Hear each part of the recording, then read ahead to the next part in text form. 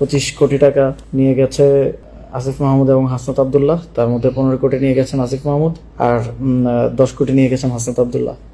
BNP সব মূর্খ লোকজনকে কোথা থেকে ধরে নিয়ে আসে।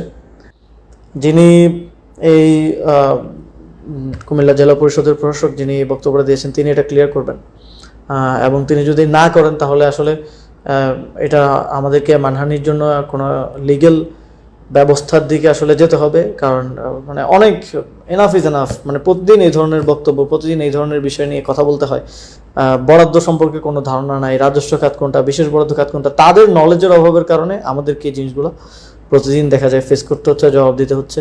তো আমি বিএনপির প্রতি, আমাদের প্রধানমন্ত্রী তারেক রহমানের প্রতিও আহ্বান জানাবো, আপনারা এদেরকে একটু শিক্ষা দীক্ষা দেন, একটু লার্নিং আমার মনে হয় প্রয়োজন, বিন্দুমাত্র একদম ন্যূনতম লার্নিং প্রয়োজন।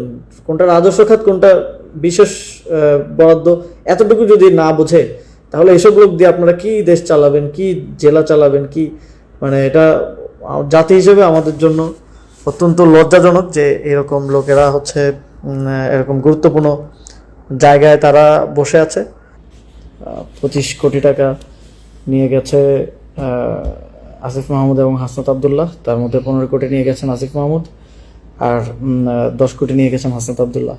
তো এই বিষয়টা আমি একটু পরিষ্কার করা দরকার যে আসলে ঘটনাটা কি। স্থানীয় সরকার বিভাগ, স্থানীয় সরকার পল্লী উন্নয়ন এবং সমবায় মন্ত্রণালয়ের বাজেট এবার গত অর্থ বছরে, মানে যেই অর্থ বছরে আমরা এখন আছি আর কি, ছিল মোট হচ্ছে 42,000 থেকে 43,000 কোটি টাকার মতো, এবং বিগত অর্থ বছরে ছিল এটা প্রায় 50,000 কোটি টাকার মতো, 45,000 কোটি টাকার মতো। তো এই অর্থের মধ্যে একটা অংশ স্থানীয় সরকার বিভাগের একটা অংশ আছে বিশেষ বরাদ্দ, মানে এটা হচ্ছে বিশেষ বরাদ্দ। এটা যে কোনো স্থানীয় সরকার বিভাগের মন্ত্রী, সচিব, প্রতিমন্ত্রী, তারা যে উপজেলা পরিষদ, জেলা পরিষদ, সিটি কর্পোরেশন, পৌরসভা, ইউনিয়ন পরিষদ, যে কোনো জায়গায় বরাদ্দ দিতে পারেন। প্রয়োজন যদি তিনি অনুভব করেন যে এখানে এটা প্রয়োজন আছে বা কোনো প্রজেক্টের জন্য, সেটা বরাদ্দ দিতে পারেন।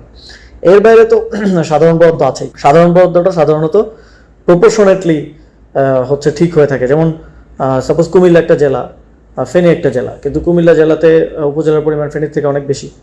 তো কয়টা উপজেলা আছে, জনসংখ্যা কত, ভোটার সংখ্যা কত, সেটা বিবেচনায় যদি 10 কোটি টাকা থাকে তাহলে 7 কোটি টাকা কুমিল্লা, 3 কোটি টাকা ফেনীতে আসবে। এভাবে হচ্ছে সাধারণ বরাদ্দটা প্রপোর্শনেট রেশিও অনুযায়ী হচ্ছে বিভক্ত করা হয়।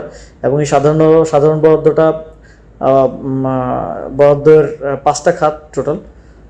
এর মধ্যে একটা হচ্ছে জেলা পরিষদ, একটা পৌরসভা, একটা উপজেলা পরিষদ, একটা ইউনিয়ন পরিষদ, একটা হচ্ছে আমাদের সিটি কর্পোরেশন। তো এই 5 খাতে হচ্ছে চলে যায় আর কি।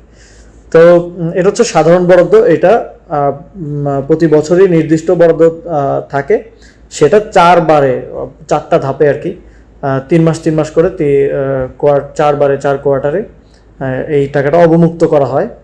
এবং পরবর্তী জেলা পরিষদের যিনি প্রশাসক থাকেন, অন্তর্বর্তী সরকারের সময় ছিলেন ডিসি পদাধিকার বলে, এখন তো প্রশাসক বিএনপি নিয়োগ দিয়েছে। অন্যান্য সময় নির্বাচিত জেলা পরিষদ চেয়ারম্যান থাকেন। তার সভাপতিত্বে একটা কমিটি আসলে নির্ধারণ করে যে খরচটা কিভাবে করা হবে, এই যে বরাদ্দটা আসলে এটা কিভাবে খরচ করা হবে, এটা তারা বসে নির্ধারণ করেন। এবং তারা সেটা পরবর্তীতে চূড়ান্ত প্রশাসনিক অনুমোদনের জন্য আবার মন্ত্রণালয়ে পাঠান, মন্ত্রণালয় সেটা অনুমোদন দেয়।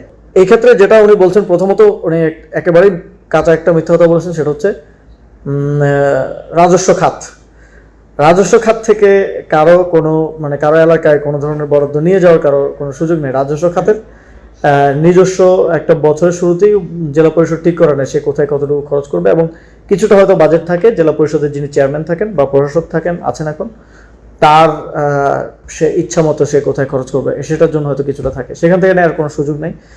এটা রাজস্ব খাত না, এটা মূলত এডিপির যে বিশেষ বরাদ্দ থাকে সেই বিশেষ বরাদ্দের কথা উনি বলেছেন। তো উনি এটাকে রাজস্ব খাতের সাথে গুলিয়ে ফেলেছেন।